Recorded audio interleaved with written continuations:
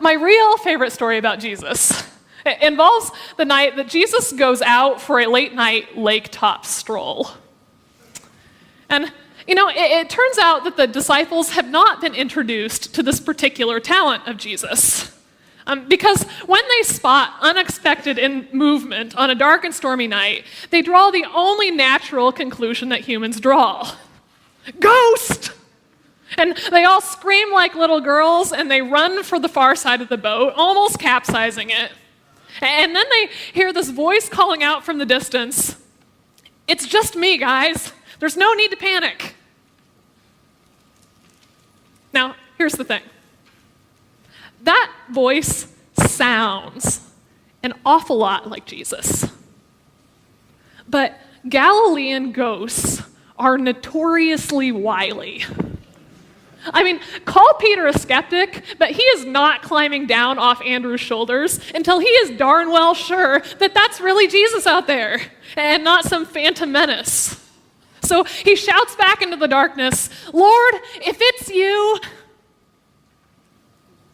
What? I mean, what test would function as definitive proof of identity?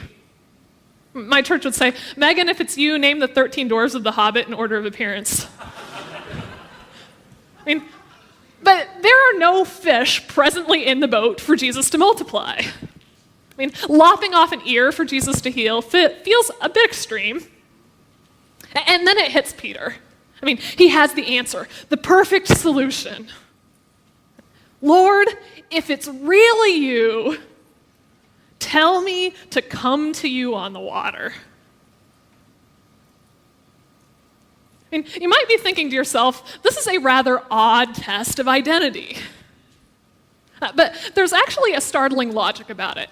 You see, Peter has been trailing Jesus around for a while now, and if there's one thing that Peter has learned about Jesus, it's this. Wherever Jesus goes, he expects other people to follow him. Jesus preaches this mind-bending kingdom sermon, and then he turns to his friends and says, "Now you go preach one." He sends lame men dancing and demons screaming, and then he says to his disciples, "Now go heal and deliver." Jesus raises a young girl from the dead, and then almost immediately says to his followers, "Go and do likewise." Are you kidding us, Jesus? When you think on this scale, walking on water starts to seem downright plausible. So Peter says, "I know you, Jesus. I know how you roll. If that is really you out there, the next words out of your mouth are going to be, 'Come follow me. Do what you see me doing.'" And Jesus replies, "All right, smart guy, you're savvy to my tricks, clearly. So get on out of that boat of yours and join me." Consider for a moment the implications of this. According to this story, the most fundamental, the most defining thing that Peter knows about Jesus is that Jesus is the one who says, "Come do as I do," and makes that doing possible.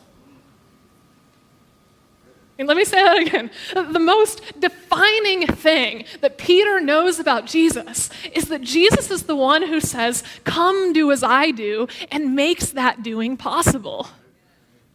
This is not the most defining thing that most Christians think they know about Jesus.